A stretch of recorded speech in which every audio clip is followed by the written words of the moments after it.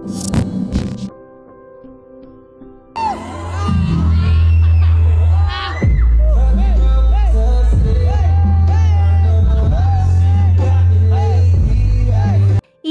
ng batikos mula sa netizens ang social media influencer na si Antoinette Gail del Rosario matapos ang naging dance number nito sa araw ng first birthday celebration ng kanilang anak ni Wamos Cruz na si Meteor. Ibinahagi ni Antoinette sa kanyang social media account ang nasabing performance nito na tila Malaviva Hot Babes na pagsasayaw.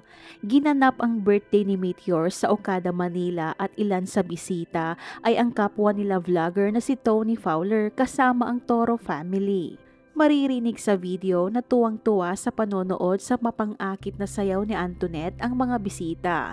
Maging si Wamos Cruz ay napapatili pa at tuwang-tuwa na napapanood ang nobya. Ayon sa naging caption ni Antoinette ay hindi lamang niya ginawa ito para sa anak na may birthday, gayon din sa ama ng kanyang anak na si Wamos. First time ko sumayaw para kay Wamos at Meteor. Bagamat magaling ang naging performance ni Antoinette sa pagsayaw ng water dance, ay hindi naman ikinatuwa ng maraming netizens ang kanyang pagsasayaw dahil di umano ay hindi angkop ang kanyang sexy dance sa birthday party ng anak.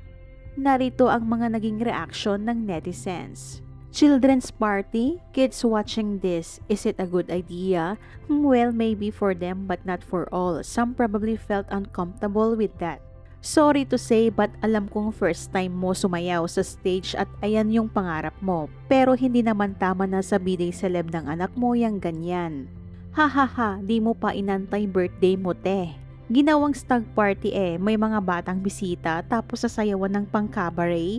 Sana okay ka lang neng, spotlight stealer. Ew, aasim talaga karamihan sa mga vlogger na to. Sa kabilang banda, ipinagtanggol naman ni Antoinette ang kanyang sarili laban sa mga batikos. Ayon sa kanyang comment, "First time ko yan, haha, wala po ako pakialam sa sasabihin ninyo. Presentation ko yan para sa asawa ko at anak ko." Gayunpaman, may mga netizens naman na humanga kay Antoinette. "I'm proud of you, Antoinette. Galing mo, idol. Bagay sa'yo maging dancer. Walang masama sumayaw. Importante, naging masaya birthday ni Baby Meteor." So proud of you, Antoinette. Grabe, ilang days lang rehearsal natin pero kitang-kita ko ang transformation at progress mo.